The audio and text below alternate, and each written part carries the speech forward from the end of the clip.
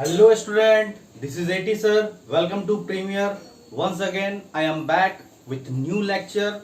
That is our today's lecture is on cubic unit cell. ठीक है, general information about cubic unit cell and different types of cubic unit cell के बारे में आज हम लोग बात करेंगे. Clear है यहाँ तक? In the last class we have discussed up to different type of lattices. ठीक है, डिफरेंट टाइप्स ऑफ लेटिसेस के बारे में हम लोग बात कर लिए थे. ठीक है, और क्या क्या बात किए थे लास्ट क्लास में, थोड़ा हम क्विक रिवीजन कर लेते हैं. सबसे पहले तो हम लोग general terms related to crystalline solid के बारे में बात किए थे. ठीक है, what is the general terms related to the crystalline solid. तो हमने बात किया था what is space lattice, what is lattice point, what is crystal lattice and what is unit cell. और मैंने ये भी बताया था इनमें से सबसे इंपॉर्टेंट टर्म जो है वो यूनिट सेल है, क्योंकि इस चैप्टर में थ्रू आउट इस चैप्टर में आपको केवल और केवल यूनिट सेल को ही स्टडी करना है. और यूनिट सेल बड़ा सिंपल तरीके से बड़ा एग्जांपल देते हुए आपको समझाए थे. यूनिट सेल क्या है? यूनिट सेल किसी भी क्रिस्टल का वो छोटा पोर्शन है जिसको बार बार रिपीट करने से पूरा इंटायर क्रिस्टल जनरेट्स हो जाए. उस छोटे से पोर्शन को, उस बेसिक स्मॉलेस्ट रिपीटिंग यूनिट को हम लोग क्या बोलते हैं? यूनिट सेल बोलते हैं. And the properties of unit cell is same as the entire crystal and there can be infinite unit cell in any crystal. किसी भी क्रिस्टल में इन्फिनाइट यूनिट सेल हो सकता है. ये सब मैंने बात किया था, छोटी छोटी बात बताया था. स्पेस लेटिस मैंने क्या बताया था? The regular 3 dimensional arrangement of points in space is known as space lattice, and each and every points of space lattice is known as lattice point. Lattice point may be atoms or ions or molecules. When all the points of space lattice are replaced by atoms or ions or molecules, then the crystal lattice is formed. ठीक है, if all the points of space lattice are replaced by atom, then the atomic crystal is formed or covalent crystal is formed or metallic crystal is formed बोल सकते हैं. if all the points of space lattice are replaced by ions, then the ionic crystal is formed. If all the points of space lattice are replaced by molecules, then the molecular crystal is formed. Example भी draw करके बताए थे NaCl crystal कैसे बनता है. Unit cell का ढेर सारा एग्जाम्पल बताया कि इस वॉल का यूनिट सेल क्या होता है? ब्रिक होता है. इस तरह से ढेर सारा आपको एग्जांपल दिए थे. और टाइप्स ऑफ यूनिट सेल कितने होते हैं? On the basis of position of lattice point unit cell can be classified into 2 types. One is primitive unit cell, उसको हम लोग सिंपल यूनिट सेल भी बोलते हैं, और एक था आपका non primitive unit cell. Primitive unit cell कैसे बनता है? प्रिमिटिव यूनिट सेल आपका the unit cell in which lattice point present only at corner is known as primitive unit cell. ऐसा यूनिट सेल जहां पे लेटिस पॉइंट केवल और केवल कॉर्नर पे प्रेजेंट हो, उसे हम क्या बोलेंगे? उसे हम बोलेंगे primitive unit cell. Non primitive unit cell क्या होता है? The unit cell in which lattice point are present corner as well as any of the centre. Centre क्या क्या हो सकता है? बॉडी सेंटर हो सकता है, फेस सेंटर हो सकता है, एज सेंटर हो सकता है. ये सब जगह पे, मतलब कि कॉर्नर के अलावा अगर किसी सेंटर में प्रेजेंट हो तो उसे हम क्या बोलते हैं? Non primitive unit cell. और in our syllabus non primitive are further classified into 3 types. One is body centre, second one is face centre and third one is end centre. Body centre means corner plus body centre पे, face centre means corner plus face centre को लेके, end centre means corner plus any 2 opposite face centre को लेके. इसके बाद हम बताए थे डिफरेंट टाइप ऑफ लेटिसेस. तो 1D लेटिस मींस क्या हुआ? Arrangement of lattice point along line. इसके लिए कितने पैरामीटर चाहिए? Only 1 parameter, the distance between 2 lattice point. इसके बाद हम बताए थे 2D लेटिस. 2D लेटिस क्या होता है? The arrangement of lattice point along the plane x axis और वाई एक्सिस पूरा अलोंग प्लेन हम अरेंज करते हैं, उसे हम क्या बोलते हैं? 2D लेटिस अरेंजमेंट बोल सकते हैं. उसके लिए how many parameters required? They are 3 parameter required. ठीक है, the sides, the distance between the 2 particles along x-axis, the distance between 2 particles along x-axis and the angle between them, a, b or alpha, and the relationship. On the basis of relationship between a, b and value of alpha, there are 5 possible unit cell in 2D lattice. और वो बताए थे कौन कौन सा? Square unit cell, rectangular unit cell, rhombus unit cell, parallelogram unit cell and hexagonal unit cell. And 3D lattice क्या होता है? Along space the regular 3 dimensional arrangement of lattice point in space is known as 3D lattice, and for 3D lattice, how many parameters are required? 3 parameters are required. 3 sides and 3 angles. The distance between two particles along x-axis, and the distance between two particles along y-axis, and the distance between two particles along z-axis, and angle between them. तुम sides को बोल दिए थे ए b सी से denote करेंगे और angle को alpha beta gamma से करेंगे.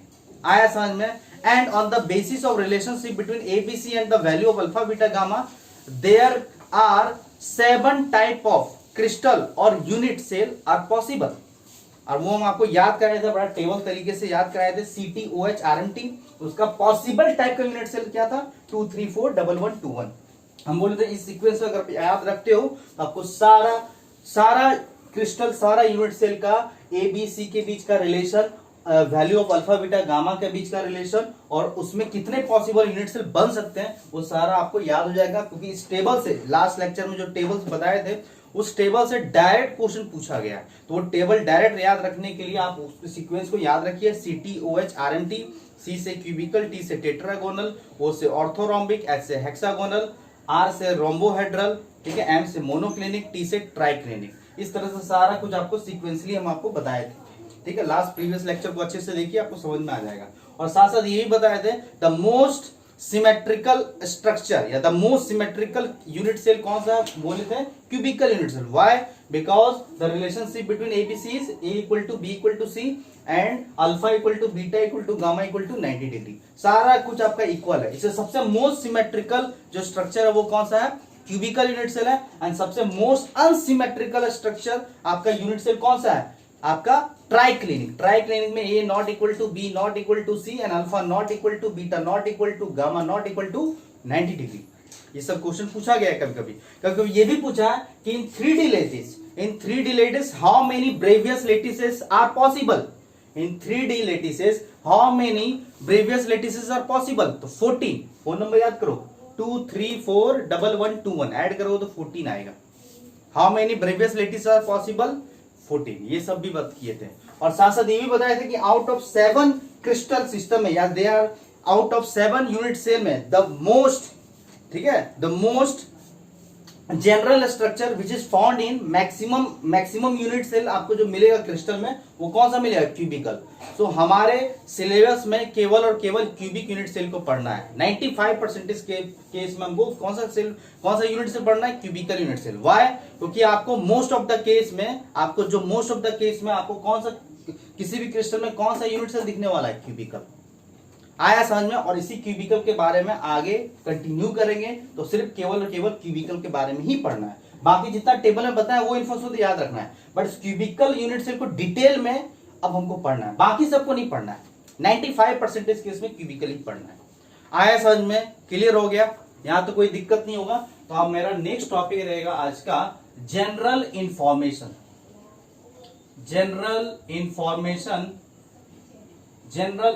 अब क्या होता है कि मैं थोड़ा सा डिटेल में और जीरो लेवल से बढ़ाना चाहता हूं. ये सब कुछ पता होगा आपको, बहुत लोगों को पता होगा, बहुत लोगों को नहीं पता होगा, या बहुत लोग कंफ्यूज होंगे, बट उससे मुझे कोई फर्क नहीं पड़ता है. मैं जो भी चीज बताऊंगा जीरो लेवल से बताऊंगा, क्योंकि मैं बिना ऊपर से या छोड़ के मैं आगे कभी नहीं बढ़ता हूं. ध्यान रखिएगा, ये मेरा पढ़ाने का स्टाइल है. जनरल इंफॉर्मेशन ऑफ क्यूबिक या क्यूब बोल सकते हो. क्यूब के बारे में हम थोड़ा सा जनरल इंफॉर्मेशन के बारे में आइडिया लेंगे. बहुत लोगों को पता होगा. अब आपको एक चीज और ही बता देते हैं कि बड़ा आसान हो जाता है इस चैप्टर को पढ़ना, क्योंकि आपको पता होना चाहिए कि आप जहां पढ़ रहे हो, जहां पे रह रहे हो, वो आपका रूम है. जिस क्लास रूम में आप पढ़ोगे वो भी आपका क्यूबिकल है. जिस एग्जाम हॉल में बैठ के आप एग्जाम दोगे वो भी आपका एक रूम है. जहां पे रह रहे हो वो भी रूम है. तो हर जगह आपके पास अवेलेबल क्यूब है, क्योंकि आप जिस रूम में रह रहे हो उसको आप कंसीडर कर सकते हो वो आपका अवेलेबल क्यूब है. क्यूबिकल टाइप का रूम है, या आप मान सकते हो, ऑलमोस्ट मान सकते हो कि वो आप क्यूब है. तो आपके पास अवेलेबल क्यूब है, और क्यूब में आप बैठे हुए हो या रूम में बैठे हो, रूम को हम क्यूब मान सकते हैं. आप बैठे हुए हो, आप इमेजिन करो और इस चैप्टर को एंजॉय करते हुए आगे बढ़ो. ठीक है, तो चैप्टर आपके लिए इजी इसलिए हो जाता है क्योंकि आप जहां बैठे हुए हो वो अवेलेबल है आपके लिए वो चीज.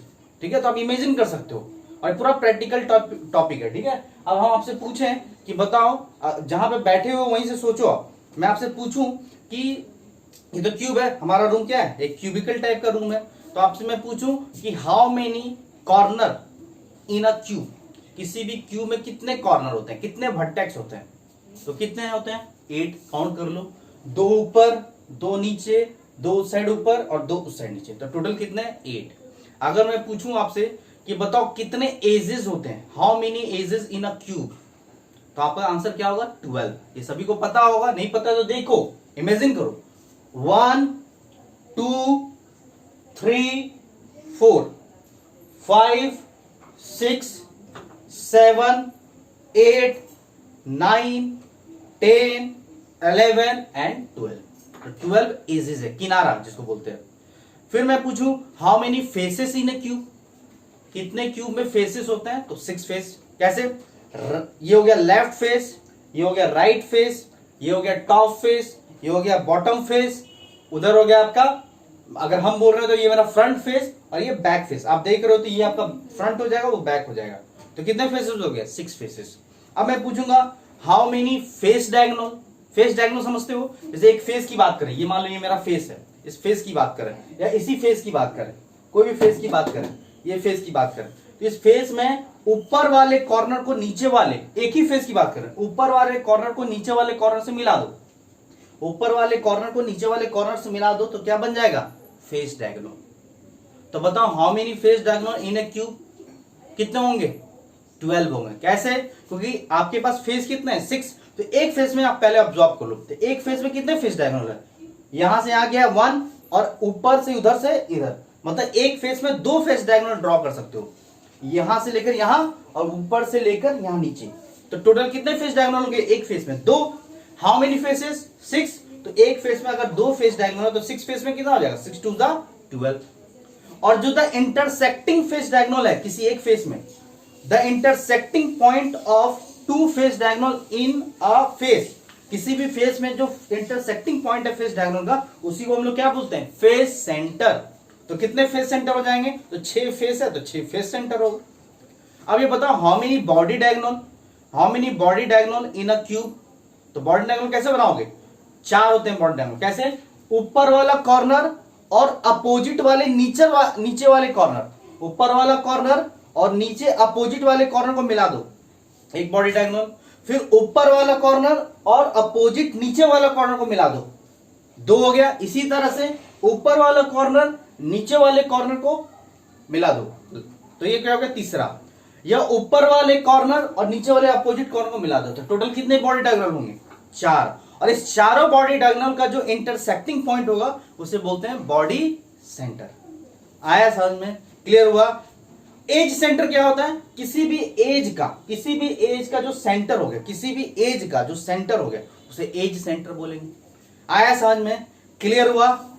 अब मैं पूछूं आपसे, बहुत सारे इसमें क्वेश्चन पूछ सकते हैं। अगर मैं एक पॉइंट से बात करूं कि बताओ एक कॉर्नर से, किसी क्यूबिक रूम है, इसी रूम की बात कर रहे हैं, अभी बाहर नहीं जाना। अब ये बताओ इस रूम में एक कॉर्नर पॉइंट से कितने फेस पास करते हैं, बता सकते हो। How many faces passes through a common corner, किसी एक कॉर्नर फ्रॉम वन कॉर्नर, कितने आपके फेस पास करते हैं, कितना आंसर होगा 3। कैसे, जैसे इसी को कंसीडर करो ना, आप देखो सभी लोग अपने रूम में देखो, किसी भी एक कॉर्नर को मैच करके, किसी भी एक कॉर्नर पे पॉइंट आउट करके कंसंट्रेट करो, कितने फेस पास हो रहे हैं, देखो तो कितने फेस टच हो रहे हैं। एक आपका ये वाला फेस, एक ये वाला फेस और एक ऊपर वाला फेस, तो टोटल कितने फेस है, देखो तो 3 फेस है। मतलब एक कॉमन कॉर्नर से एक सिंगल क्यूबिकल रूम में कितने फेस पास हो रहे हैं 3। आया समझ में। इसी तरह से मैं पूछूं कि बॉडी डायगोनल से आपका कहां से पास होता है, कहां से पास होता है, किस पॉइंट से पास होता है, तो 2 कॉर्नर हो गया, एक बॉडी सेंटर से पास होगा। फेस डायगोनल कहां से पास होगा, 2 कॉर्नर और एक फेस सेंटर से पास होगा फेस डायगोनल। अब मैं पूछूं कि एक कॉर्नर पॉइंट से कितने फेस डायगोनल ड्रॉ कर सकते हो, एक कॉर्नर से कितने फेस डायगोनल आप ड्रॉ कर सकते हो, तो कितना हो जाएगा 3। कैसे, 1 2 और 3। अगर एक कॉर्नर से 3 फेस पास करता है, अगर एक कॉर्नर से 3 फेस पास करता है तो फेस डायगोनल भी एक कॉर्नर से कितना ड्रॉ कर सकते हो 3। एक क्यूबिकल, सिंगल क्यूबिकल रूम में एक कॉर्नर से कितने बॉडी डायगोनल बना सकते हो, एक ही बॉडी डायगोनल बनेगा। तो ये सब सारा जो है ना, ये जनरल इंफॉर्मेशन है ऑफ क्यूब। क्यों ये सब जनरल इंफॉर्मेशन बता रहे हैं कि ये सब पूरा यूज होगा, एकदम जनरल यूज होने वाला है इस चैप्टर में, तो इसका आपको पूरा तरीके से याद होना चाहिए। अब हम डायग्राम से बताते हैं, इतना हम इमेजिन करा दिए, विजुलाइज कर लिए। विजुलाइज इनको नहीं हुआ, आप अच्छे से करो। जब तक विजुलाइज नहीं करो आपको चैप्टर दिखेगा नहीं, दिखना बहुत जरूरी है। तो आप ये डायग्राम वाला चैप्टर है, तो डायग्राम बना बना के नीट एंड क्लीन बना बना के आप इसको सीखेंगे। पहले विजुलाइज करेंगे फिर डायग्राम ही बनाएंगे। और ये हमारा लिमिटेशन है कि हम यहाँ पे 3D तो नहीं बना सकते हैं।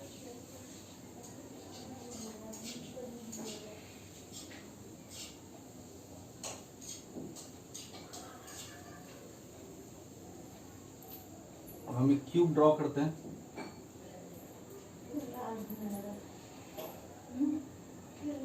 ठीक है,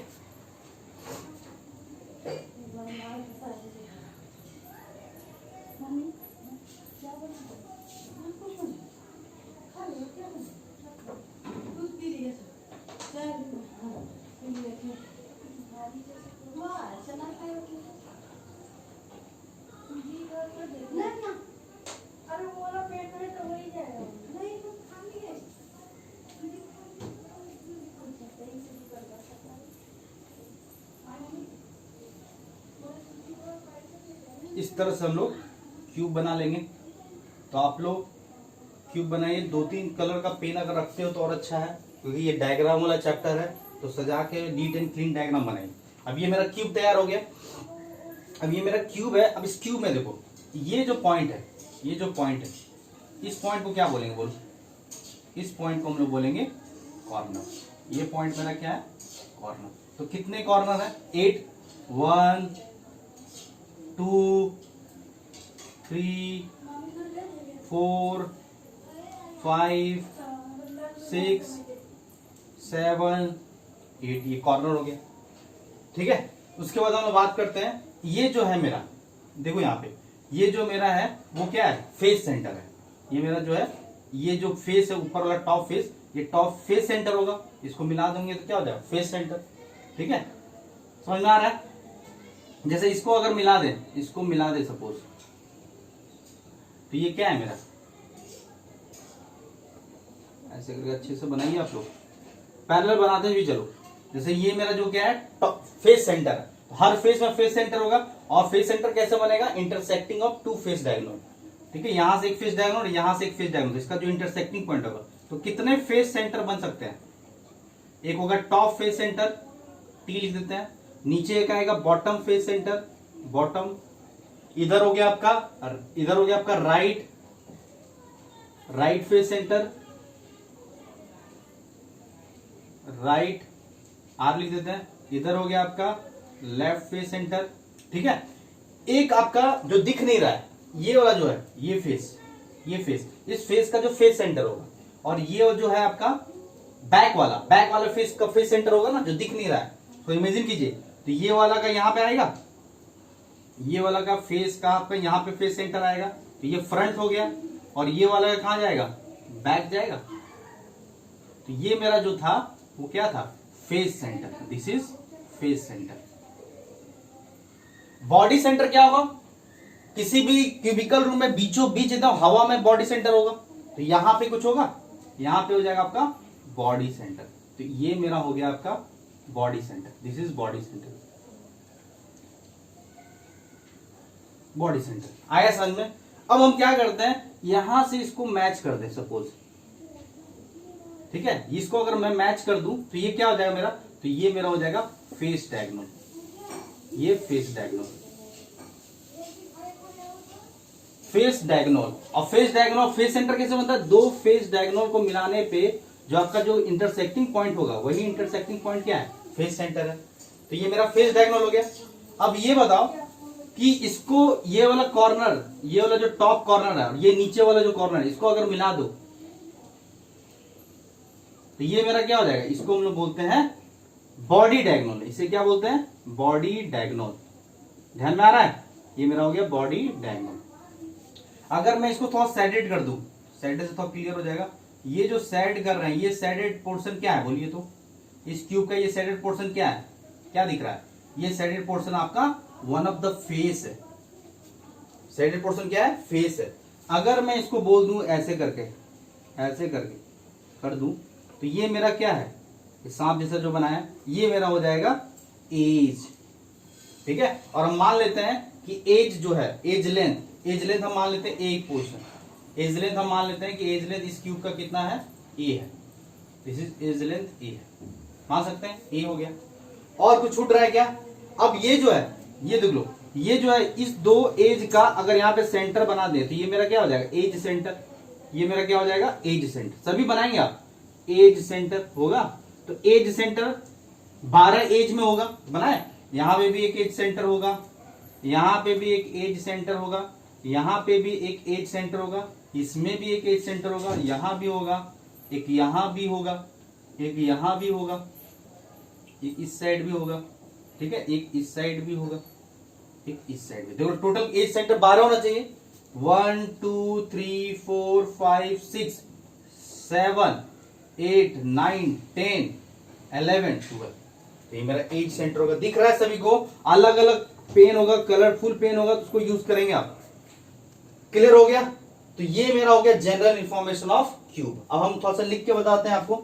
जैसे अगर मैं पूछूं कि बताओ कि कितने कॉर्नर है, कॉर्नर को हम लोग वर्टेक्स ही बोलते हैं, हाउ मेनी कॉर्नर या how many vertex in A cube, vertex corner कुछ भी बोलते हैं, हाउ मेनी कॉर्नर, तो 8 कॉर्नर होते हैं। अगर मैं पूछूं, ये पहला पॉइंट, दूसरा पॉइंट क्या हो जाएगा, हाउ मेनी एजेस, तो कितने एज होते हैं बताइए, 12 होते हैं, 12 एज। अगर मैं पूछूं आपसे, सब जनरल इंफॉर्मेशन है, एजेस हो गया। अगर मैं बात करूं कितने फेस होते हैं, तो फेस टोटल कितने होते हैं, 6 फेस होते हैं, सब तो कॉमन चीज है। क्लियर, फेसेस हो गया। अब हम बात करते हैं कि कितने फेस सेंटर होते हैं, कितने फेस सेंटर या एज सेंटर की बात कर लेते हैं। फेस सेंटर कितने होते हैं बता सकते हो, face centre, how many face centre, तो फेस सेंटर 6 फेस है तो 6 फेस सेंटर होगा, 1 इंटू 6 फेस सेंटर होगा। फिर हम बात करते हैं बॉडी सेंटर, तो बॉडी सेंटर कितने होंगे, एक ही बॉडी सेंटर बनता है, तो एक बॉडी सेंटर। फिर हम बात करेंगे एज सेंटर, एज सेंटर कितने होते हैं, हाउ मेनी एज सेंटर, तो एज सेंटर आपका 12 एज है तो 12 एज सेंटर होगा, 12, 1 इंटू 12 12 एज सेंटर। दिख रहा है सभी को, 12 एज सेंटर। नेक्स्ट जो हम लोग बात करते हैं कि फेस डायगोनल कितने होते हैं, how many face diagonal, how many face diagonal बोल सकते हो, शॉर्ट फॉर्म में एफडी लिखेंगे, हाउ मेनी फेस डायगोनल बोलिए। तो एक फेस में कितने फेस डायगोनल बनेंगे, 2, कितने फेस है 6, तो 2 इंटू 6 कितना हो जाएगा, 12 फेस डायगोनल, 12 फेस डायगोनल, ठीक है। अगर हम बात करें बॉडी डायगोनल का, तो बॉडी डायगोनल कितने होते हैं बताओ, बॉडी डायगोनल कितने होते हैं, तो बॉडी डायगोनल आपका 4 होते हैं, 4 बॉडी डायगोनल। क्लियर हुआ? ये सब इंफॉर्मेशन इंपॉर्टेंट है, सारे इंफॉर्मेशन लिखते जाएंगे। कॉर्नर आपका 8, एजेस आपका 12, फेस हो गया 6, face centre 6, body centre 1, edge centre 12, face diagonal 12, body diagonal 4। आया समझ में? इसके बाद हम बात कर रहे हैं और कुछ छूटा गया, फेस डायगोनल हो गया, बॉडी सेंटर हो गया, एज सेंटर, बॉडी डायगोनल, ठीक है, एजेस हो गया, फेस सेंटर हो गया, ठीक है, कॉर्नर भी बात कर लिए। इसके बाद हम बात करते हैं कि ये फेस डायगोनल किस किस चीज से पास करते हैं, यहां पे लिखते हैं फेस डायगोनल जो है एफडी, ये पासेस किस किस पॉइंट से करता है, ये पासेस किस किस थ्रू करता है, तो यहां पे हम लोग लिखेंगे पासेस थ्रू, यहां पे लिख लेंगे फेस डायगोनल, ये सब पॉइंट लिखेंगे, सब इंपॉर्टेंट है, पासेस थ्रू, पासेस थ्रू। अब देख लो फेस डायगोनल किसी से पास कर, 2 कॉर्नर हो गया, 2 कॉर्नर, एक आपका फेस सेंटर, तो 2 कॉर्नर से पास करता है और एक आपका फेस सेंटर से पास करता है।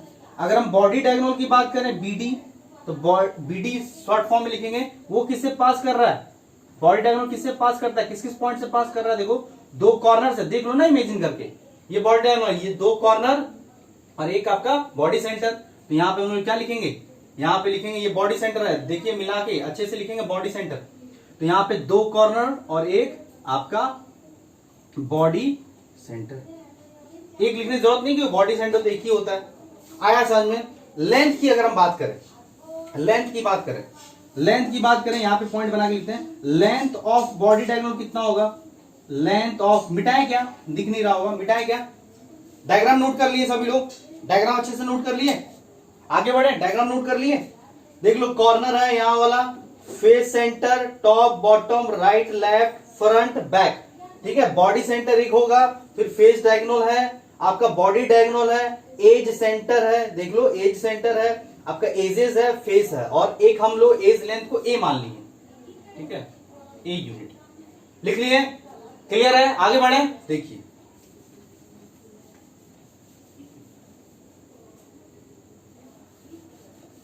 नेक्स्ट हम लोग देखेंगे यहां पे, अब लेंथ ऑफ फेस डायगोनल क्या होगा। If any cube has edge length is a, then what is the length of face diagonal, what is the length of face diagonal. Face diagonal length कितना होता है, तो √2a होता है। a is the edge length of cube. अगर किसी cube का as length a है तो उस क्यूब का फेस डायगोनल √2a हो। कैसे समझ में आ रहा है आपको, देखो बना के दिखाते हैं, ये सब डिराइव भी कर सकते हो या पता भी होगा आपको। जैसे मान लो ये क्यूब है, मान लो सपोज ये मेरा आपका क्यूब है,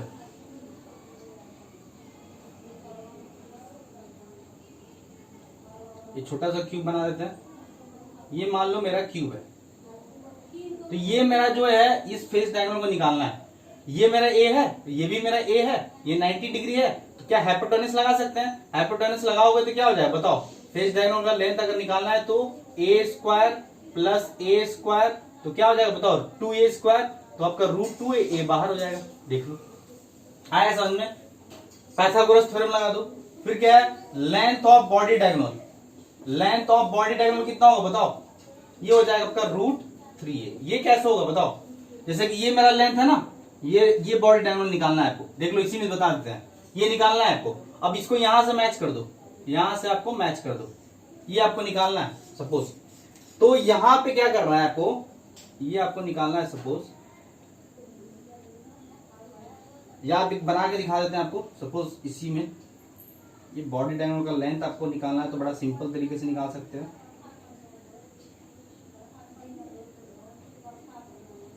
जैसे ये आपका √2a हो गया।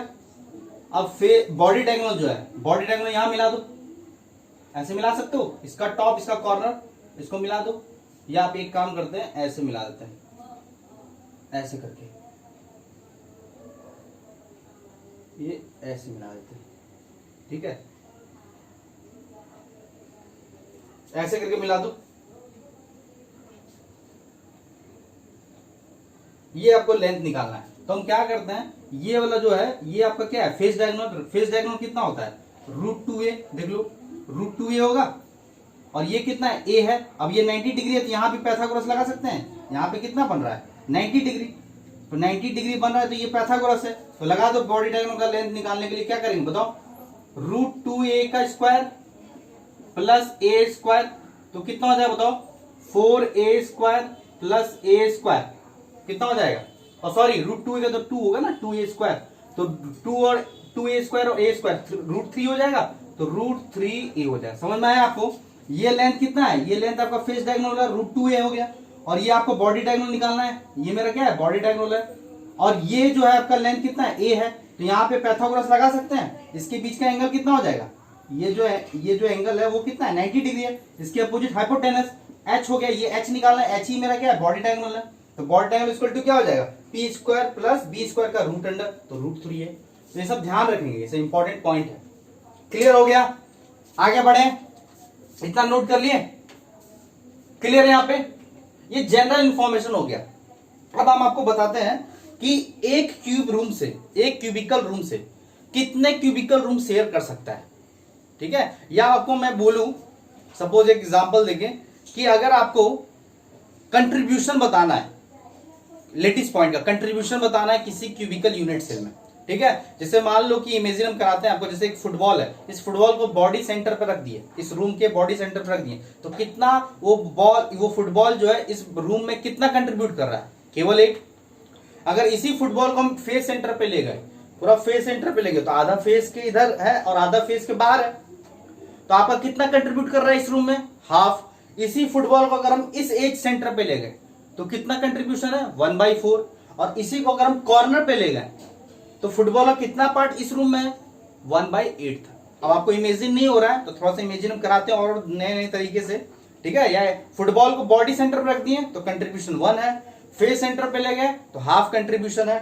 अगर आप ले जाओ एज सेंटर पे तो कंट्रीब्यूशन आपका कितना है 1/4, अगर आप कॉर्नर पे ले जाओ तो 1/8 कंट्रीब्यूशन है। आया समझ में, नहीं समझ में आ रहा है तो हम आपको बताते हैं कि आपको ध्यान रखना चाहिए कि किसी भी क्रिस्टल में, किसी भी क्यूबिकल क्रिस्टल में क्यूबिक यूनिट सेल जो होता है, किसी भी क्यूबिकल क्रिस्टल में जो क्यूबिक यूनिट सेल होता है वो क्यूबिक यूनिट सेल क्रिस्टल में कितने क्यूबिकल यूनिट सेल से शेयर करता है?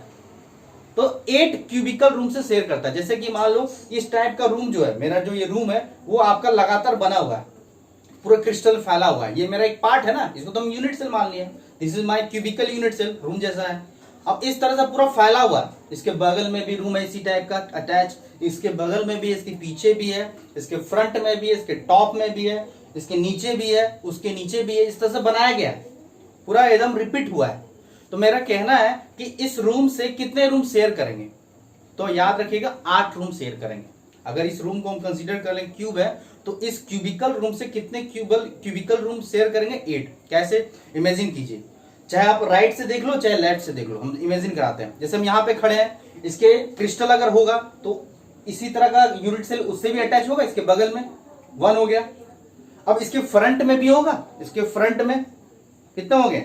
एक अपना रूम, एक वो 2, उधर 3, और उसके सामने वाला भी होगा, सामने वाला 4, और 4 अगर ग्राउंड में है तो 4 आपका टॉप में भी होगा। तो कितने हो गए? 8। आया समझ में? अब देख रहे हो सभी रूम शेयर हो रहे हैं। सबसे इस 8 रूम में एक कॉमन चीज है, क्या कॉमन है? वो कॉर्नर जो है वो 8 रूम में आ रहा है, देख लो 8 में आ रहा है, इसमें भी वो कॉर्नर है, उस बगल वाले में भी कॉर्नर है, सामने वाला जो रूम है इसी टाइप का वो भी कॉर्नर, आपका कॉर्नर कॉमन है, ये इस बगल वाले के सामने जो रूम है वो भी कॉर्नर है, टॉप 4 ऊपर है, इसी के 4 ऊपर है, तो वो भी आपका वो कॉर्नर क्या है? कॉमन है। तो ये मेरा एक रूम से 8 रूम शेयर करते हैं। चाहे आप लेफ्ट साइड से भी दे सकते हो, अगर मैं यहां खड़ा हूं तो मेरे बगल में इसी तरह का क्यूबिकल रूम है, मेरे सामने में क्यूबिकल रूम है, इसके सामने में क्यूबिकल रूम है, तो ये ग्राउंड में 4 हो गए अटैच, तो 4 ऊपर भी है शेयर करके, तो 8 हो गए टोटल। आप चाहो तो ग्राउंड से भी दे सकते हो, ठीक है? क्लियर हो रहा है? ध्यान आ रहा है? क्लियर है यहाँ पे? तो इस तरह से हम लोग ध्यान रखेंगे, या मैं आपको डायग्राम से भी बताते हैं और नए नए तरीके से, कि याद रखिएगा एक क्यूबिकल रूम से, एक क्यूबिकल यूनिट से 8 क्यूबिक यूनिट सेल शेयर करता है किसी भी क्रिस्टल में। चाहे आप राइट साइड से चेक कर लो चाहे लेफ्ट साइड से चेक कर लो, ये इमेजिन होना चाहिए, इमेजिनेशन हो रहा होगा शायद। अगर यहाँ जहां खड़े हैं इसके बगल में रूम है, मेरे सामने रूम है, इसके बगल के सामने रूम है, और 4 नीचे तो 4 ऊपर भी होगा, क्योंकि ये चारों आपस में शेयर कर रहे हैं, शेयर्ड है। बोलो कैसे शेयर्ड है सर? इसमें एक पॉइंट कॉमन होगा, कौन सा? कॉर्नर। अब बोलोगे सर ये भी तो शेयर कर रहा है, तब ये शेयर करोगे तो वो कॉर्नर रूम आ रहा है क्या? ये कॉर्नर पॉइंट आ रहा है क्या? नहीं। बोले सर नीचे भी तो होगा, तो वो क्या कॉर्नर आ रहा है क्या? सर पीछे भी तो होगा इस रूम का, तो वो कॉर्नर आ रहा है क्या? चाहे आप इस साइड से देखो चाहे इस साइड से देखो, चाहे इधर से देखो चाहे इधर से देखो, किसी एक साइड से, तो एक क्यूबिकल रूम से 8 क्यूबिकल रूम शेयर करता है। आया समझ में? क्लियर हो गया? तो इसको कॉपी कीजिए अच्छे से।